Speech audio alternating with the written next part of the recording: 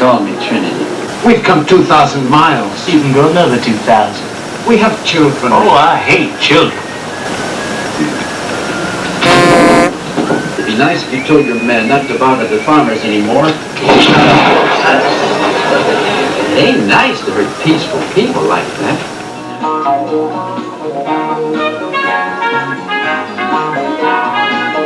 That's right, folks. Terence Hill and Bud Spencer are back in the 1970s spaghetti western comedy that made the film duo international stars with They Call Me Trinity. And what an awesome, fun, and hilarious ride it is, too. Let me tell you that much. This time, Terence Hill plays the title character of Trinity.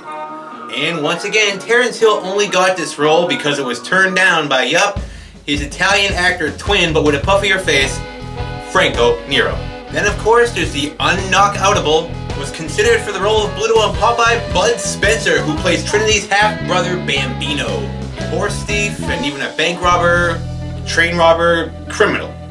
Planned a couple of good holders. Yeah, Bambino is a criminal, but he has a good heart, so it's okay. He's the good kind of horse thief. So here it is, a spaghetti western comedy that was meant to be a spoof of the very genre itself, spaghetti westerns. 1970s, They Call Me Trinity. Now it starts off with one of the, or if not the greatest song and opening I've ever seen in spaghetti western history, seriously. This song and opening completely describes the character of Trinity. It's sort of reminiscent to how this scene with Jack Sparrow immediately tells you everything you need to know about what kind of character Jack Sparrow is in the first 2 seconds of seeing him. And if you recognize this song, yes, it was used at the end of Quentin Tarantino's Django Unchained. So Trinity, who as you can see is being dragged through the desert by his horse on this travois bed, which makes him about the most laid-back guy in the world if you ask me. So right away you can tell this is not going to be your normal spaghetti western. So this is Trinity, shoeless, sleeping, and covered in filth. Then he's briefly clean, unfazed by it before going right back to filth. That's our Trinity, always covered in dirt. He's not big on hygiene or fancy clothes. And my one question here in the scene is, how does the horse know where to go? Is this like a regular route Trinity takes or something? Well, it's a wacky comedy where logic and the laws of physics are sort of whatever you want them to be. But it's supposed to be that way, and it's funny too. It works. I said so. So it's true. So the horse pulling Trinity arrives at its destination, this dumpy-looking chaparral stagecoach station bar and grill kind of place, where there's a cow on the roof for some reason. Yeah, a cow on the roof. I don't know. Funny, yes, but I'm still baffled by this. Even Trinity's horse seems confused by that. What the hell? There's a friggin' cow on the roof, Trin. So when Trinity finally wakes up, Trinity's such a chill guy, he's not even fazed by a scorpion in his boot. As he proceeds to get up and drag his ass into this place, and boom, as soon as he opens the door, all eyes are on his filthy ass. Hey, hurry up with it, quick. Looks like a real happening establishment too. It's no Applebee's. And although filthy as shit, man, he still looks pretty good.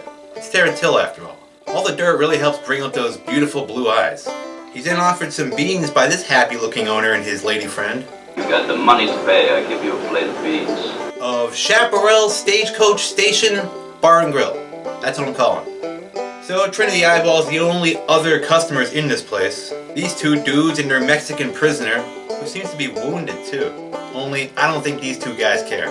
Then cue this classic bean eating scene. And after this, eating beans right out of the pan became some sort of theme for some reason in every other Terence Hill and Bud Spencer movie. Even their video game is called Slaps and Beans. Yeah, and it all started here. But for now, we get to watch Terence Hill power eat this entire pan of beans right out of the pan. And a whole loaf of bread and a bottle of wine, I guess. I don't know what the heck that liquid is, but yellow, brownish looking. And an interesting fact that I read about the scene was that Terence Hill actually fasted for 24 hours before filming the scene. So he could actually sit down and really actually eat that entire pan of beans and that bread. So he really did that. So great job, Mario. Mario did it. 100 points. Damn, he was hungry, but good job, man. That's how you finish a plate of beans. Now I want some beans. So somebody finally ate your beans, huh, Pedro? Looks like he's enjoying them, too. Never seen anybody eat that fast. So now fully nourished, Terence Hill walks right over to that Mexican dude and tells him to get up and come with him. You're his prisoner now. Naturally, these two dudes are not cool with this and inquire about what his name is so they know what to write in his grave after they shoot him. Yeah, Terence Hill responds with, Call me Trinity. hey, that's the title of the movie. They said it in the actual movie. They've heard of him too. He's known as the right hand of the devil. The fastest gun in the West. Haha, no shit. It's the Great Trinity. Right here at the Stagecoach Station Bar and Grill. Shit, man, aren't you excited? He's a celebrity. Fastest gun in the West. He's a filthy bastard, isn't he? So now they're more than happy to let the Great Trinity walk away with their prisoner, of course. Go ahead, take the guy. The pains weren't much good anyway. I mean, I guess when you're hungry, but still. You didn't have to shit in their beans. I'm sure that guy and his wife tried. I'm assuming they're married. Weren't much good. You ate every damn one of them. But I guess you was a starving pilgrim, weren't you? You hear that shit, Pedro? Trinity hated our beans. This whole thing ain't gonna work out, Pedro. You really gotta think about expanding your menu a little bit. All you have here is beans. I mean, I'm ashamed to be a dishwasher here. The Great Trinity was here and he hated our beans, man. And as Trinity and his prisoner are leaving, one of those dudes asked Trinity about, him being the fastest gun in the West and all. They say you got the fastest gun around. And Trinity's all humble about it, of course. Is that what they say? So he's kind of a big deal, this Trinity. Sort of like Ron Burgundy.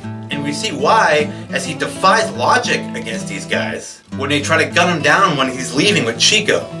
Yeah, Chico, that's his name. A generic Mexican name. So yep, he didn't even look at where he was shooting. Is that even possible? Probably not, but it's cool as shit. He's Trinity. He's that fast. Oh, see that shit? That was stupid of you guys. Real stupid.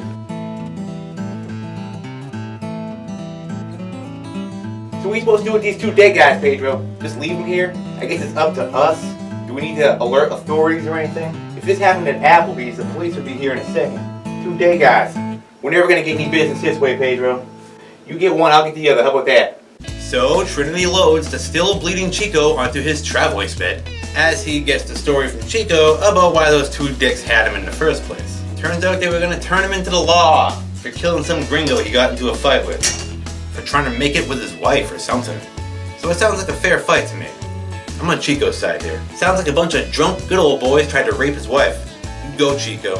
So they shot Chico and then made some sort of citizen's arrest, I guess. And now Trinity has rescued him from them. So Trinity's the man. It's Chico and the man. Chico, don't be discouraged. Trinity then drags Chico away from the Low Chaparral Stagecoach Station Bar and Grill. Cow's still in the roof.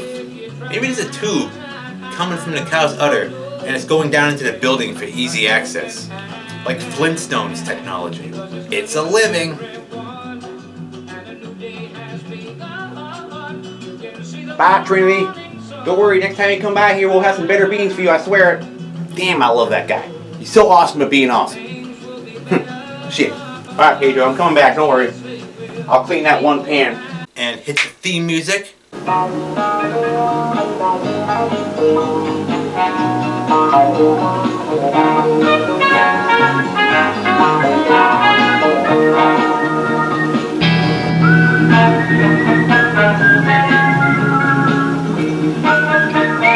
That's when Trinity comes to town, or Chico and the man. And I love Trinity's hat. He looks awesome in it. Trinity shows up at the right time too. Walks right into a showdown that some local dicks are about to have with this newspaper reading sheriff here. So Trinity just sort of sits back and watches the show when the big reveal comes. Yay! As you may have guessed, it's Bud Spencer. He's the sheriff. So as Trinity cockily rides right through the middle of all this, Bud Spencer spots him. They make eye contact as Trinity gives him this like ear-to-ear grin. And like in every Bud and Terence movie, Bud Spencer is never happy to see Terence Hill because he knows it always means trouble. However, this look of recognition and disgust does mean that these two characters know each other. So these three doofs just keep pushing at Sheriff Bud Spencer while Trinity makes himself comfortable, something he enjoys doing a lot. making himself comfortable. Now, these three guys want Sheriff Bud Spencer to release their buddy that he threw in jail. The situation then elevates to a shootout, and Bud Spencer seemingly guns down all three of them. Or did he? And there you have it. Bud Spencer as Sheriff Bambino. Left hand to the devil. Because these two are brothers from the same mother, different father. Their mother runs a whorehouse in New Orleans, as they soon explain. Back in the sheriff's office and jailhouse, where we find out how Bambino took out those three guys so easily. You're still quick on the draw, I see. That reminds me, thanks for your help. There are only three. Yeah, Trinity's that fast. Bambino then tends to Chico's wounds, being a doctor, I guess. And I love how Bud Spencer treats Chico like he's just some sort of child that he doesn't care all that much about. But helps anyway. It's friggin' hilarious. He's just tossing him around like a bag of dirty laundry. And if you watch this scene carefully, Bud Spencer actually sterilizes the knife he uses to pull the bullet out of Chico's arm, only to wipe it on his dirty shirt anyway. Defeating the whole purpose of sterilizing it in the first place. So they get Chico all drunk, take the bullet out, and seal the wound with gunpowder. And Chico just sort of laughs it off now that he's wasted.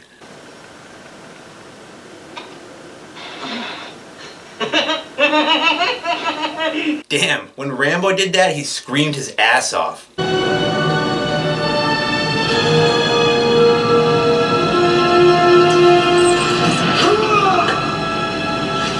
Way to go, Chico. You're the man now, Chico. Then enter this guy, a dude named Jonathan, the sheriff's little helper. And this actor I immediately recognized from fellow spaghetti western Ace High. He played Mr. Harold, the president of the Herald Bank. Anyway, he's not a bad guy this time and goes on to point out Trinity's noticeable level of filth. He doesn't smell like that too when he came here. Had to use 3 pieces of soap to see the color of his skin. Now to clarify, Bambino's not really the sheriff, as he explains to Trinity. Bambino's actually a horse thief and an all-around criminal on the run from the law. He actually escaped from a penitentiary he was being held in. He then shot a man that he thought was following him, but wasn't. Some guy who just happened to be going the same way he was. And this guy that he shot turned out to be a sheriff who was sent to replace the previous sheriff of this town who was gunned down. So, whoops, I guess. So then Bambino took his sheriff's star and is now pretending to be that sheriff. There was this here star in one of his pockets, and so I took his place to wait for my men. As sort of a way for him to hide out from the law until his gang arrives and they can go off and continue with their criminal activities, I suppose. So, as usual, all Bud Spencer wants from Terence Hill at this point is for him to leave, get the hell out of here before he spoils everything he's got planned. And that's when we first find out about these local farmers who are being bullied around by this gang of douchebags, who all work for a head douchebag who's referred to as the Major. And a major dick he is too. Yeah, the same douchebags Bambino shot down earlier. That was them out in this. Boys, I have the impression we're going to have to elect a new sheriff. You never did see Trinity move, he was that quick. Then we finally get to give Trinity a bath, and he gets help from Jonathan. And Trinity inquires about this major guy and the bullying and the farmers and what all that shit's about. And Jonathan explains that there are a bunch of farmers from back east who are all about working and praying, but will never fight back. Work and pray, pray and work, Lord. It's against their religion. So they're real pushovers when it comes to dealing with people like the Major and his band of shitheads. This was a real big problem in the Old West, wasn't it? Thank God Trinity and Bambino happened to walk into this shit, or those farmers would be screwed. So after going to all that trouble to take a bath, and even use Jonathan's last bar of soap, Trinity just puts the same dirty rags right back on. His still wet body too. It is his signature outfit after all. He doesn't even look any cleaner either. Then there's this scene. I love Bambino's quick and angry response to this local's words of kindness. Jesus, Sheriff. Shut up. Jeez, take a chill pill, Bambino. He was being nice.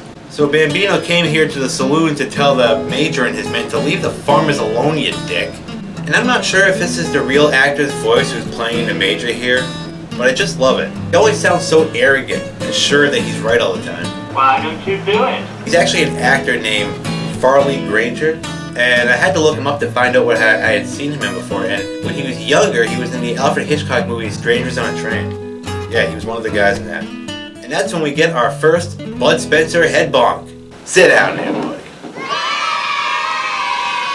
Then enter Trinity, who actually, literally, puts this man in his place as he was about to pull his gun and shoot Bambino in the back. Not very nice. And another funny bit here is when one of the Major's cronies gets offended when Bambino calls him a chicken rustler. The last warning for you and for your chicken rustlers. What did you say? And he puts him back in his place. Chicken rustlers. A lot of place back putting going on here. Yeah, take a seat there, Dumbo. So the sheriff continues to bother the Major, whose main goal seems to be to acquire this entire valley for himself, so his horses have a place to graze. And he wants the farmers out of there so he can have the whole thing. So he wants to just take it from them, even though they've already started a life there and they were there before he was. And they won't put up a fight because they're on fire for the Lord. And fighting back with violence, of course, is a big no-no. Yep, he's a major, alright. A major dick. As said before, that was an easy one, I know.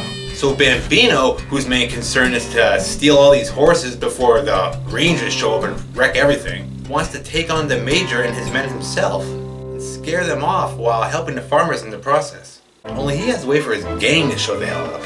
His gang, if you want to call them that.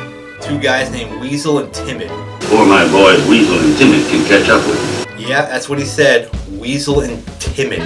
We'll get to them later. They do show up. But for now, Bambino wants Trinity to help him take on the Major, and he straight out refuses. A number of times, too. Oh, no. No. He's just not interested. No. Yet. So then cut to the Major and his men. We're out to push around the farmers some more. And this is where we finally get to meet the farmers. And boy, you can see why the Major wants this valley too. It's beautiful. And man, are these farmers super friendly. And like I said before, on fire for the Lord. Which is fine, they're not hurting anyone. Welcome, Major. Are you sure? Yet. But still, this Major is so loyal to being a prick. Even though this head farmer guy, a guy named Tobias, who if you ask me looks a lot like a old Kurt Russell. You know, with the huge Santa beard and all. Anyway, he's being as friendly, welcoming, sharing, and hospitable as can be. If by some dark miracle I should vanish before your eyes, I sincerely doubt you'd feel any remorse. We crave no such miracle, but only for a sense of dignity in our poverty. But what can you expect from a guy who says shit like this? We have children. Oh, I hate children. Wow, he's an honest prick too. Oh, I hate children. Openly hates children. But still, Tobias welcomes the Major and his horses. But this Major dick guy is such a snob that even his horses are dicks too. There's land for all. Bring your horses to graze here. We will not resent the prices. No, but they'd resent yours. Yeah, the horses would not approve of the farmer's presence. He trained them to hate the farmers. Yeah. The Major then continues to display his point by ordering his men to destroy the building that the farmers have been working on, and the farmers do nothing but stand there and take it. Let this be a reminder, old man. Either you leave this valley, or I'll bury you in it. So those dicks leave and then enter, can you guess, based on the theme music? Yep, the local Mexicans are here. And a wild bunch they are too. Very generic but entertaining as hell. This head Mexican guy is comic gold. Welcome, brother. Thank you, brother. He hits everybody, even his own men. I'm sorry. And yeah, they're here to push around the farmers too. From one group of bullies to another. And boy, these Mexicans are extra nuts too. I don't know what they're on, but it can't be legal. Is everyone a selfish dick in this universe? Except these peace-loving farmers? So, with a little help from people smarter than me, I was actually able to figure out some of the things that these Mexican guys were saying. Like how they were upset that there was no wine, and they wanted to see some wine on their next visit, even though it's against their religion to drink. So, you're not gonna get any wine, buddy, sorry. And my favorite one is when the leader of the pack here calls their soup shit. Yeah, apparently Marde, I think I'm saying that right, means shit. Soup Nazi would kick his ass out in a second. Then cut back to the sheriff's office where Trinity sits alone, pretending to be sheriff, I guess. Then he explains to Harold, Jonathan, that Bambino had to leave for a spell. And I see Chico's still sort of just hanging out. And that's when Trinity, from across the street, witnesses these two young hotties here and her father get refused service from the local store from, can you guess who? The Major's cronies, of course. You'll pay for this on Judgment Day. This doesn't sit well with Trinity, though. Good for him. Good for him. And I'm sure the fact that it was two young, attractive women in distress might have helped Trinity's interest in stepping in like he does. So Trinity likes the ladies. A big difference from his past character of Cat Stevens. He was too busy fighting for everyone's rights. And he does help them, thank God. And it's awesome too. It's one of the best scenes in the movie. Trinity stands right up for this guy and marches his ass right back in that store. That ain't right, is it? Oh no. That's what I say. Be right back. And demands they give him what he wants. Give him what he asked for. See? Awesome. That's how you take care of shitheads like that. Stand right up to them. It's better than getting pushed around, I bet. He even nearly, or does actually, break the laws of physics in this fast draw competition.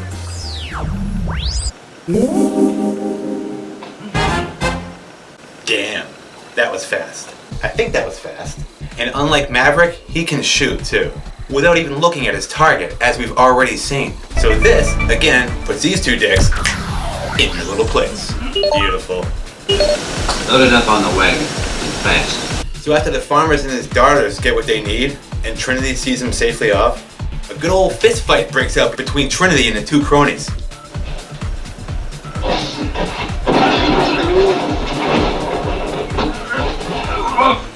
And I enjoy this casual sort of strolling around fighting style that Trinity has. So he sort of has like these Matrix-like moves. Wait, Trinity? The Matrix? Weird. He kicks all their asses too, it's great. And as a Terence Hill fan, I noticed that he sort of redid this fight scene years later in Super Snooper, which also featured him eating a pan of beans. Now the locals, of course, are real excited to see this new deputy taking out the trash, finally. And Trinity wastes no time. He goes directly to the source of the problem, as we follow him the entire way to the local saloon.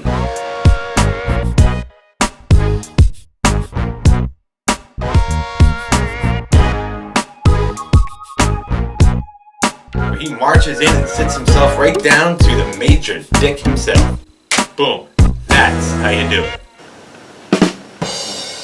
I love this guy, Trinity. He is very sure of himself. Here, there's one Jack too many. No, here there's one Major too many. And a bit nuts, too. That's a ballsy move. Just marching right in there. But it's awesome, because you know he's going to prevail. And again, it's a great scene coming up.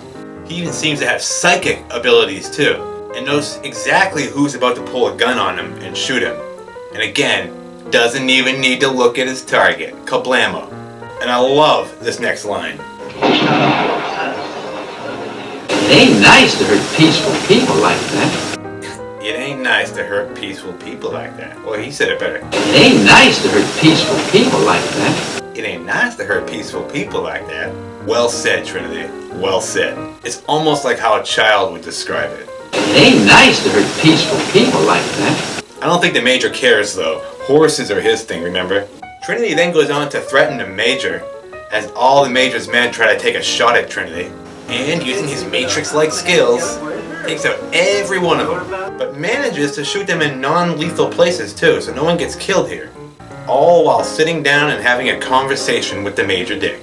Now we've seen him use a gun, so when he says he'll get him where it hurts, he means it, and shoots a bad guy right in the dick. Years before RoboCop did it.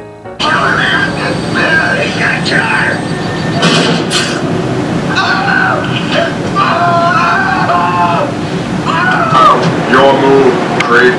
Then cut to 2 hours later, as a furious Bambino goes off on Trinity's little spectacle he had there. Boy, it was a great show, Bambino. You should have been there. However, Bambino's not too happy about this, and gives Trinity a lot of shit for it, actually. One man wounded and one cast.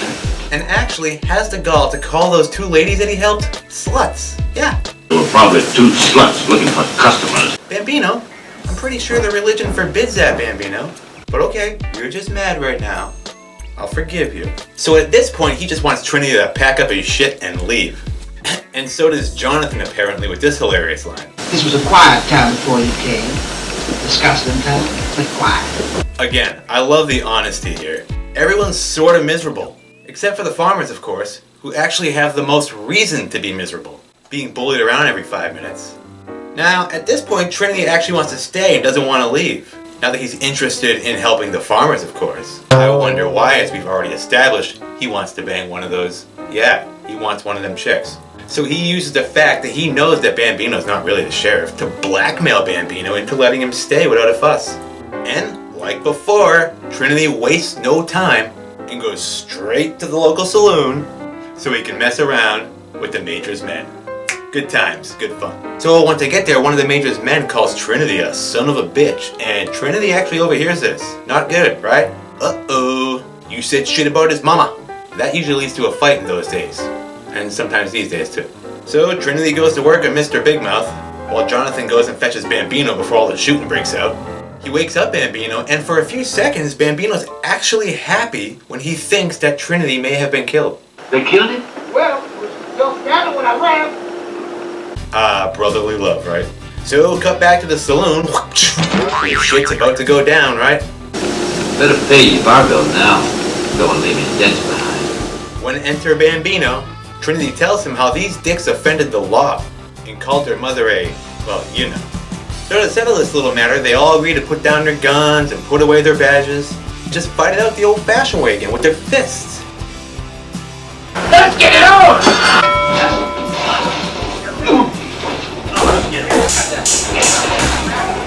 Trinity sits most of this one out and relaxes behind the bar, as Bambino takes care of every single one of them. Classic Bud Spencer style, head bumps, arm chops, all while being completely unaffected, like everyone else's attempts to even make a dent in him. This is like that scene in Ace High where Cat made him fight that unknockoutable fighter and was also completely unaffected. So yeah, Bud Spencer is still a total freak of human nature. With superhero-like powers too, like Trinity. Again, the Matrix. You could drive a Mack truck going 70 miles per hour directly at Bud Spencer, and it would be like driving into a mountainside. The truck would explode, and when the smoke cleared, all you would see is Bud Spencer yawning. That's also a staple in a lot of these movies, I noticed. Bud Spencer yawning. I just woke up. You take your share. So back to the fight, which actually only lasts a few seconds, as the final stooge begs for his life. No. But too late now, buddy. You wanted this, so bonk. Let the brain damage set in. So then cut to Trinity and Bambino, the next day, riding along, as we find out what Trinity's true ambition in life is.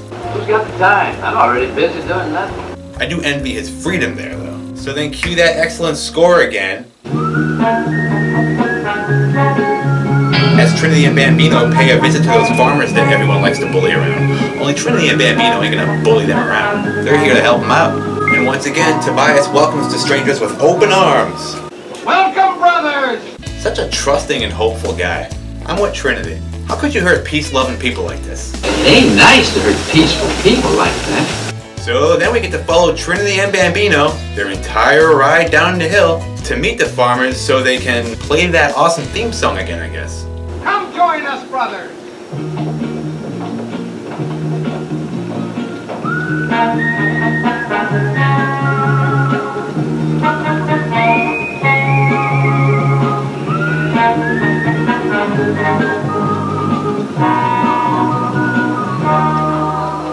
Tobias then thanks them both immensely for coming to the rescue of these two innocent doves. They were innocent doves surrounded by evil. Really? Innocent doves? How lovely. They even invite them to have dinner with them, prayers and all. As long as they give up their guns while sitting at the Lord's table, of course. The innocent doves then accept Trinity and Bambino into the group by giving them funny little farmer hats. Aw, how adorable. You're one of us now. But this little picnic is interrupted by, yep, you guessed it, that music again. It could only be, yay, the local rowdy Mexicans again. Back to push the farmers around. So hide the women and children, definitely. Only Trinity and Bambino are here this time, and they don't need no stinking badges. So the Mexicans start making themselves at home again. They do agree to the no guns at the dinner table rule, though. So that's respectful of them. It's more than that major guy would do, I bet. Hombre! Why don't you remind me to take off my holster? Don't you know Brother Tobias doesn't like to see guns at his table? None of them seem to notice Trinity and Bambino, since they're now gunless and wearing those funny little farmer hats. Yeah, they blend right in. I never would notice those two at all, right? Yeah. But things turn to murder real fast. When the Mexicans find out there's still no wine. Where's the wine? What do they expect them to do, make it? That takes a lot of time, man, I know. Wouldn't matter anyway, since booze is against their religion. But he doesn't care and just starts going to town on them anyway. Just slapping the shit out of them at random. Line up, it's meat slapping time. No, come on. And once again, the farmers obey the rules of their religion and don't fight back. Just stand there and get friggin' slapped. Turn the other cheek. Turn the other cheek. Wait, brother, wait. You're not my brother no more. That's until they get to what we've all been waiting for. This is gonna be good, right? Him to start hitting Trinity and Bambino, right? We can already feel this is gonna be good. So naturally, this head Mexican who finds Bambino pretty gives Bambino a big old slap. And it literally has absolutely no effect. And I mean it. Ha! Hey, everybody, is there a window over there feeling red? Thought Bambino. And so Bambino shows him how it's done. Or a head bonk. Yes, take that. Brilliant. I love it. Didn't see that one coming, did you? It only gets better when he orders one of his cronies to hit Bambino. And does this. Tap. And this one expression from Bambino says it all. Swing and a hit. Bonk. It was his order after all. I want to kiss, I would have called you mother. And so our peace-loving Tobias wraps it all up with, well, peacefulness. I'd say that you forgive them. Turn some other time. Well said. But I'm sure this is not the last we have seen of those roughhousing Mexicans, and thank God, I do love those guys. They are dears. I'll take their abuse any day over that major guy. But still, no abuse at all is far better. And once again, Trinity and Bambino are thanked immensely for their aid. And boy, they know how to say thank you. From my body you shall have the heat to warm your blood, and from my breast drink the nectar to quench thy thirst. And from my lips you shall hear only words of love from the north. Breast, body, lips? You hear what you're saying? The Lord is present. I'm sure their dad is too. And so Trinity and Bambino take off, leaving them with the offer of help should they ever need it. How nice of them. And I love how Trinity gets on his horse here. Swingy footy. It's awesome and the ladies love it. And so they ride off to, yeah, that great piece of music again. I'm pretty much lost without it at this point. God is with us. Yeah, I guess Trinity and Bambino equal God, even though they're known as the left and right hands of the devil. But okay, I'd worship them. And back in town, everyone's still returning kindness with pissiness. Evening, Jonathan. Go to hell. Why are you so angry, Harold? I mean, Jonathan. As he brings news to Bambino about the two ugly strangers who just arrived in town. Because I saw two new faces in town. Oh, real ugly. And of course, Trinity wants to go and welcome these two guys right now because, as we know, Trinity likes to get right to the friggin' point. Love that about him. Unlike Bambino, Trinity doesn't like ugly faces. I don't like people with ugly faces. You know, since his is so damn pretty, even all covered in filth. And then cut to the Major and company, as he goes on and on about how amazing horses are. What would humanity have come to without the horse? Great Caesar, Alexander the Great. Was it really the great without the horse? Damn, buddy, you are sickly obsessed with horses. And you can tell that even his men are getting sick of hearing it at this point. He thinks like the world wouldn't exist. We'd all be dead if it wasn't for horses. And this is where we meet those two ugly thugs Jonathan was talking about. As you may have guessed, the Major hired to scare off or kill the farmers, but not before they take care of Bambino and Trinity, of course. First, however, I'd like you to take care of the sheriff and his deputy. And these two ugly strangers do seem very sure of themselves. Particularly this weirdo Mortimer here. He has no lines and never changes that expression on his face, pretty much. I don't even think he ever moves his head to the left or to the right ever to look anywhere. He's just looking straight ahead the whole time. Then cut to Trinity, who spots these two ugly bastards from the sheriff's office window as we cue the spaghetti western showdown music.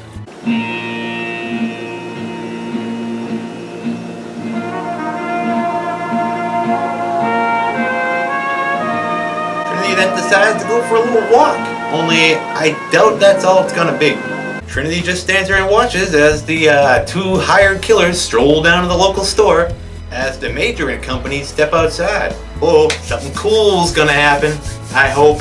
So, Trinity crosses the street, all casual and cool like, over to the store as we follow him every step of the way, just watching how awesome he is at being laid back and totally confident. Almost like he already knows what's going to happen. Like the Matrix. And enter the store. Trinity strolls around, just sort of eyeballing Mortimer most of the time, as the talkative one asks Trinity if he needs anything, which Trinity responds with, Yeah, would you mind showing me your underwear? That's our Trinity. Then we just jump cut to an exterior shot of the store where this happens.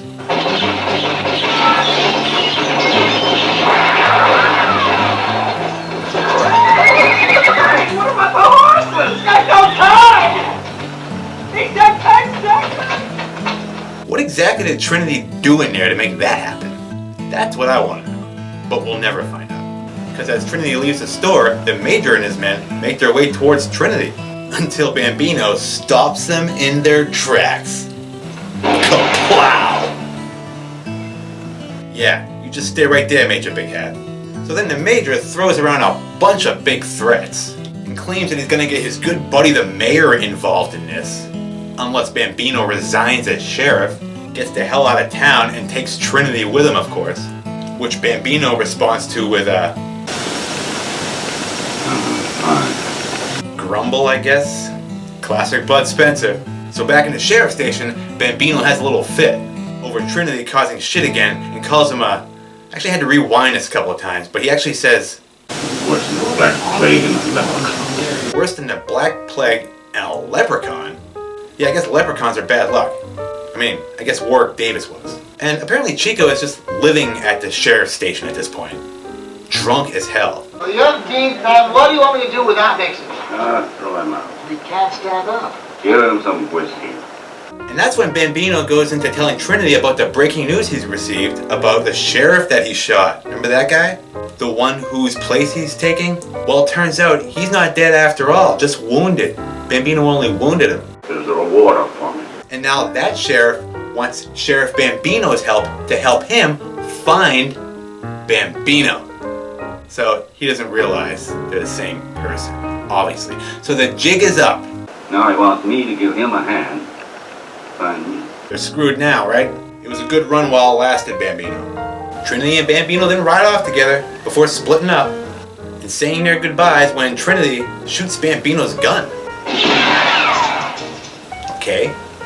If I really wanted to stay, I would. Okay, so he's leaving because he wants to.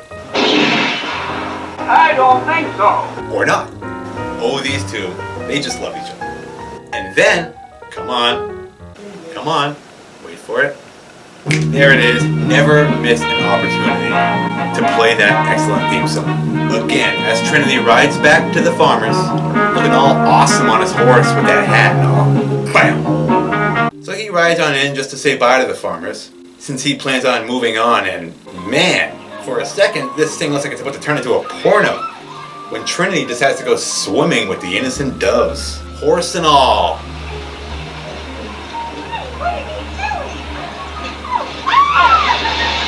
And this is when the truth about the farmers comes out. When the innocent doves mention that their religion allows you to have more than one wife.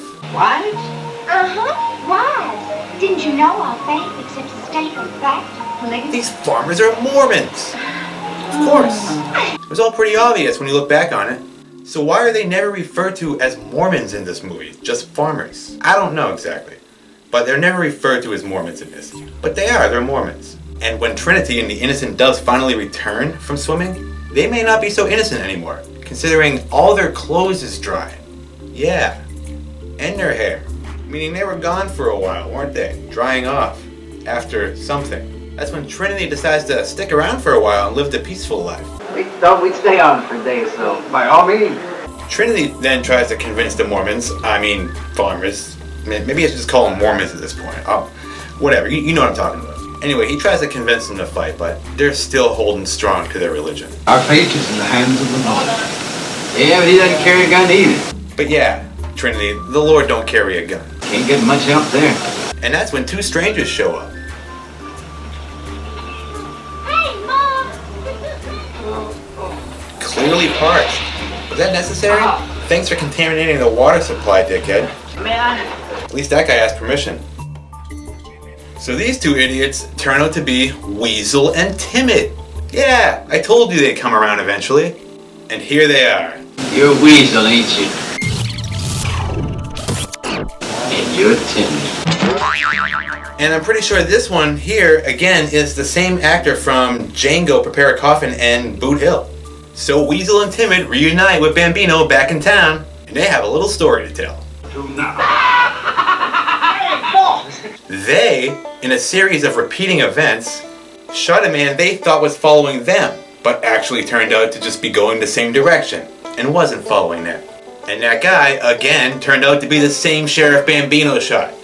It was a sheriff. Only like a sheriff. Did you fix him for good? Well, almost. Tim had got him in the good leg, then we broke his crutches. So that sheriff guy, he's having the worst luck in all of this. Ambushed and shot twice now, by accident. But still, Bambino is determined to steal those horses, even though Trinity is a Mormon now, and has exchanged his filthy rags for a cleaner and fancier suit. Just doesn't look right, does it? He's so un-Trinity now. And it's about this point that the Majors come up with the idea to team up with those Mexican nutbags to help him push the Mormons out, aka the farmers. And now Trinity wants Bambino's help to get rid of the Major, because he now has plans to marry one of these innocent doves. Doesn't matter which one, apparently. Either one will do. And he means it. For now. And cut to the Mexicans. Oh, it's a slower version of the score. As they make a deal with the Major to join forces over the Mexican leader's favorite drink of choice, wine. So finally, Bambino is actually able to convince the Mormons to fight, or at least defend themselves a little bit. All right, but only for self-defense. We will not kill. At least that's something. Only they suck. Yeah, they're pretty terrible too, having never stood up for anything before in their life. Block with your left and counter with your right. Got it? Yes, sir. Because God said not to. All right, let's try it.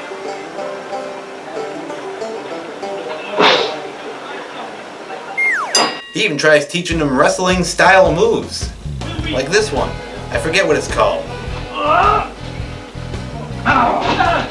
Then Trinity spots a huge ass sombrero spying on them from the distance. Might want to take that big ass hat off there, buddy, if you're trying not to be seen, but too late.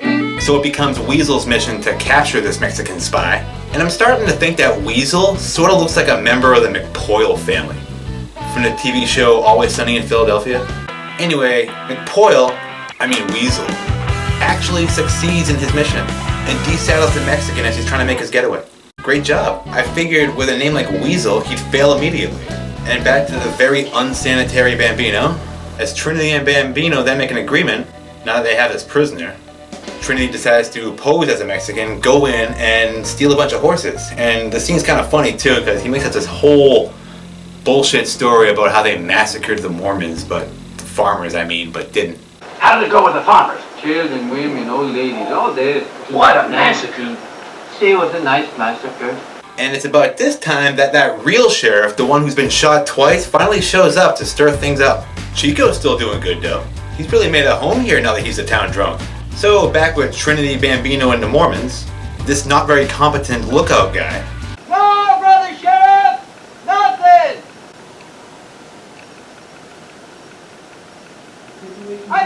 Yes! They're coming! Spots what turns out to be Jonathan, riding his ass off so he can go tell Bambino that that sheriff is in town. But fortunately, Jonathan gave that real sheriff guy a whole cock and bull story that sent him towards the Mexican border somewhere. Good for you, Jonathan. Always helping out. Way better than his Harold character in Ace High. He was a scumbag. Jonathan even brought Chico along for the ride. You can't be trusted alone, I guess. But now Jonathan is officially the man, and it's Chico and the man again. Thanks, Jonathan, or the man. So back with the Mormons, Tobias is very confident in his faith. Still, that the Major won't shoot if he sees women and children present. Yeah. As cynical as the Major may be, he would not shoot at defenseless women and children. So he's got everyone way out in the open here. Only if you recall what the Major said early on in the film. Oh, I hate children. Oh, I hate children, yeah. Oh, I hate children. I would assume that his feelings towards women weren't much better.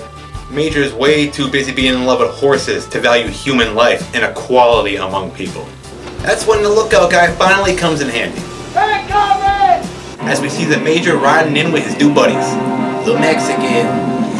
They even have a new theme song now that they're a team. So here we are again, it's final showdown time. Only this time it's gonna be a little different than the spaghetti western showdowns that you're used to. This time, no one's gonna be killed. Can you believe that shit? It's gonna be slappy and it's gonna be wacky. So this Major Jim Varney guy rides into the Mormon camp all cocky-like, all ready to tear down this dignified poverty, as he calls it. Your silence won't keep me from destroying your dignified poverty. And orders all his men to destroy everything. Destroy everything they've built, beginning with that house. As he sort of just strolls over to this wagon here and places himself in exactly the wrong spot. As we see there's someone in a wagon with a gun on him. That was lucky, I guess, that he stood right there. So not wanting to be shot, of course, the Major orders his men to stop. Jeff! Yeah, Major? Come on back. Then enter Trinity and Bambino, guns a-blazing. Now we see what faith in a rifle barrel can do. A quote from the Bambino Bible. But the Major still wants to drag this whole thing out. However, we are reaching this movie's 2-hour mark, and Trinity knows that it's gotta end here. That's when Tobias makes an amazing discovery in the Bible. I'm surprised he never noticed before, since the Bible is his whole life and all. A biblical loophole that says there is a time to fight and that there is a time to win. Brothers, it says here there's a time to fight and a time to win. Doesn't it also say that there's a time to kill? I could be wrong. The Bible says a lot of stuff. No matter though, this is enough to convince Tobias that as long as they keep it to fist fighting and wackiness, it's totally okay with the Lord. So let the games begin! Let's get it on! And this whole Royal Rumble breaks out. With this whole wacky fight between the Mormons, the Major's men, and all the Mexicans, and Trinity and Bambino, of course. It does sort of remind me of a WF Royal Rumble, where the arena would be filled with nearly everyone trying to throw each other out of this ring. I think that's how it went. Again, I'm not an expert on wrestling. I just remember seeing it at least 20 years ago. It was great for about 2 years. Particularly with moves like this. That's a headlock. I know I've seen that in wrestling. Complete with slaps and whacks. And then this head Mexican guy who just can't stand the fact that he can't knock out Bambino. It's comedy gold in my opinion. I love it more every single time I see it. And this guy, this poor guy, still can't get the right move. This whole thing goes on for just long enough, too. When yes, this guy finally does get it right, only to, aww, what a shame there, buddy. Down I go. Bambino carrying this guy like a human purse. Sure, might as well contaminate the water again. More classic Bud Spencer. Good fun for a fight, which everyone helps each other up from after it's over. How civilized. Somewhat. So finally, after all this shit, the Major finally agrees to leave the valley. Alright, the valley's yours. Trinity suggests he go to Nebraska, a lot of land out there I guess, and people to fuck with. Major, you ever been to Nebraska? I heard there's some beautiful pastures there. An idea the Major actually takes kind of a liking to. Idea about Nebraska doesn't sound too bad. Sorta. Hey, Major, Nebraska's that away. Now that this is over, we see that the Mormons have the horses that Trinity stole. The same horses Bambino wanted, apparently.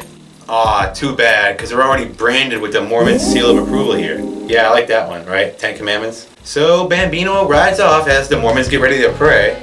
Trinity starts to wonder if he really should stay. Is a supply of Mormon boob really worth all this? Back-breaking religious dedication that Trinity knows he would hate? That's when he realizes, nah. Screw that shit, I'm out of here. Where is our new brother? Brother Trinity's gone, Tobias. Figure it out. Better luck next time. Hey, you still have your faith. And your valid. For now, anyway. And I always wondered, with Trinity and Bambino now gone, what's to stop the Major from returning? Or someone else, for that matter. Who will protect them then? Jonathan, maybe? And Chico? They are Chico and the man. What if it's someone who's not afraid to just walk right up and shoot Tobias in the face, like in a non-comedy spaghetti western would? But this is not that kind of spaghetti western. It's a nice happy ending, and even the main villain rides away with his life. Then we're back at that Stagecoach Station bar and grill from the beginning of the movie, where we see that the cow has moved on. Cow's dead. We ate it. We're getting freaking tired of beans. Gave her a good home. And then Bambino himself moves on to continue his life of crime with Weasel and Timid, leaving Trinity standing there alone with his horse and travois bed. When who rides on in but that real sheriff guy? Yeah, keep forgetting about him, don't you? This poor bastard, still on the hunt for Bambino, even though he's been shot twice. What a trooper. He needs a promotion and a raise and whatever the hell he wants. Trinity, however, is kind enough to finally send some good luck this guy's way, though, and point him in exactly the right direction to find Bambino. Thataway. Ha! A real joker, that Trinity. Sort of a love-hate relationship between him and Bambino. And so that's it. Trinity is dragged away from the film the same way he was dragged into it by his horse on that travois bed. Same theme song and all. And I think you can still see the tracks from when he came in. Just go to the right there. They're the same tracks from when he entered. No one sweeps that shit up? Guess not. And fine, it's over. Get lost. I'm sure Trinity and Bambino had many more adventures. One to be exact, and it came out the very next year. It was called Trinity Is Still My Name. And it was just as good. Wait, Trinity, wait! Trinity, come back! We love you, Trin. Look, Trinity, I got some real good beans for you this time. The real deal. Vegetarian though. You don't care, huh? Come back, Trin! I got some beans! Alright, you ain't coming back, Pedro. Screw it. We failed. Doors are up. No one ain't ever coming in this place. We're done. Screw it. I'm done. I'm going on. I quit. So there you have it. That was the film that made Terence Hill and Bud Spencer international stars. They Call Me Trinity. Which brings me right into my final thoughts on They Call Me Trinity. And it's an awesome film. I could pretty much end it there. There's nothing quite like it. It was the first of its kind to hit all the right marks in all the right ways. Blending that usual serious dark feel of spaghetti westerns with wacky slapstick comedy. And beans for some reason. But I still love the fact that they made beans such a big deal. Yet here you have it, done to perfection. My opinion anyway. And this sort of like initiated that whole wacky western comedy craze. I mean, there were already wacky westerns before, but this one really set it off. This was the most popular of those. And there is this fact I read about this movie on IMDb. That the Mormon baby that Trinity is poking here with the gun, yeah, that's actually Terence Hill's real life son. Yeah. And another fact I read, since I don't know shit about gun types, is that according to Trinity's theme song, he carries that Colt 45. But the gun he actually uses in the film is, again, according to IMDb, it's a Griswold and Gunnison 36 caliber Colt model, 1851 barrel, also a 36 caliber. Oh well, I never would have noticed. And one thing I wanted to clarify here is this idea that Trinity is lazy. He's described as lazy in a lot of write-ups you see about this movie. I personally think it's inaccurate. I've known some lazy people. Alright, they don't come up with shit like this. And they're definitely not fast on the anything. One of my favorite features of Trinity is how when something needs to get done, it's really important, like go deal with a bunch of scumbags, he's the first one to get right up, goes right to the source of the problem, and deals with it. And he usually succeeds. Because he's, you know, Trinity. Not a second of dilly-dallying or farting around. That's not what lazy people do. I mean, he may casually deal with the problems. He may be the king of being laid back. But no, he likes to lay all the cards out on the table. That's not what lazy people do. Trust me, I know. Lots of lazy people I've met. I have nothing against them. I'm just saying, Trinity ain't lazy. You never see him flip out or get mad. Always confident and cool, sort of like the song says. A peaceful guy in general. And he does this laid back thing so well. And if he was lazy, how the hell did he learn to shoot and move like that, right? Matrix powers. Anyway, that's it for now, folks. I wish you a fond adios. And I'll see you at the movies.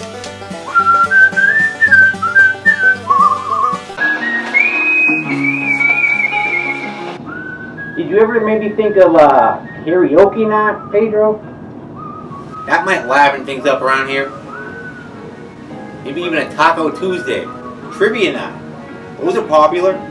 No? Hey, what's this? Package? Hey, it's a package from me, Pedro. You can tell me I got a package. Is this what I think it is? Augsburg, Germany. Pedro, it is! You son of a bitch. I've been waiting for this. Oh my god, this is perfect timing too. I can't believe it. I can't believe it. I need to clear a space somewhere. I never thought I'd be doing something stupid like this. I'm gonna do an unboxing video on YouTube. Yep, I always thought that was stupid. I don't know why those things get tons of views, but now I have a reason to. Folks, this ain't no bullshit. This is the real deal. This is perfect. A must own for anybody who's a fan of Terence Hill, especially Trinity. Check that out. The official Terence Hill Trinity action figure. That's for real, folks. Let's open this shit up, right? Look at it. This is really cool, too. This is a really well-made action figure. And it's of Trinity. But don't think about going into your local Walmart and finding this shit, man. And believe it or not, this isn't the only one. There's also a Bud Spencer one. There's a Bambino figure, too. But we're going to start off with Terence Hill as Trinity because they're expensive and hard to get. Really. They're not easy. I had to get this from Germany. Shipped in from Germany. That's right. It was a Valentine's Day gift. Can you believe that? What kind of awesome girlfriend do I have? I know. She's definitely a miracle worker, right? As you can see, it has all sorts of accessories and shit. 1, 2, 3, 4, 5, 6, 7 different versions of his hand. And then there's the figure itself. The detail is amazing. Right down to the beautiful blue eyes and everything. Uncanny. It's like owning a little miniature Terence Hill. It's freaking cool. I'll take it out, but I want to be real careful now. His Colt, we'll just call it the 45, but it's a 36, I guess. The awesome-ass hat. It's even got the string so it can hang off his back of his head or whatever. Come on, Panda Beans. Ta-da! I'm gonna be real careful with that. Check that out, Pedro. You saw the guy. I mean, what the heck? Does that not look like him? I mean, come on. If I was Terence Hill and they made a figure look this good to me, I'd be, yeah, I'd want to own one. You think he owns one of these? Like, here you go, here's a free one, because, you know, you're him. He even has a stand with Terence Hill's autograph on it. Wow, look at these hands. They give you a lot of hands. Give the man a hand. Anyway, that's been it. Farmer Spaghetti. I just unboxed something on YouTube. Bye, everybody. Hope you enjoyed that. I highly recommend this toy if you like this shit. Really, really detailed.